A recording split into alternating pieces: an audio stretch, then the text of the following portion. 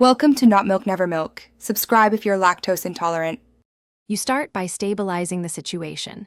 Confirm power and display cables, attach an external monitor if possible, and keep a keyboard handy. Once done, try a soft sequence.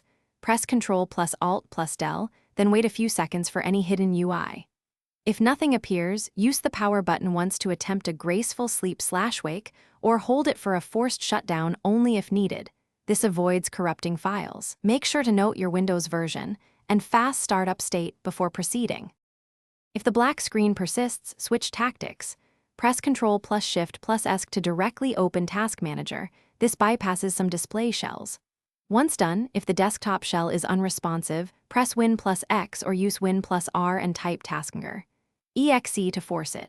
For deeper issues, boot to safe mode by holding Shift while selecting Restart, then choose Troubleshoot, Advanced Options, and Startup Settings.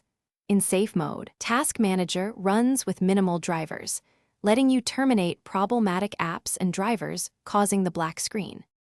With Task Manager open, first try ending Explorer. EXE and then create a new task. Type Explorer. EXE to revive the interface. Once you have control, update, or reinstall display drivers through Device Manager, doing this in safe mode can prevent crashes. If terminating processes doesn't help, run System File Checker and DISM to repair system files, or roll back to a recent restore point. One key troubleshooting tip. If Task Manager itself won't start, boot from Recovery Media and run sfc/dism.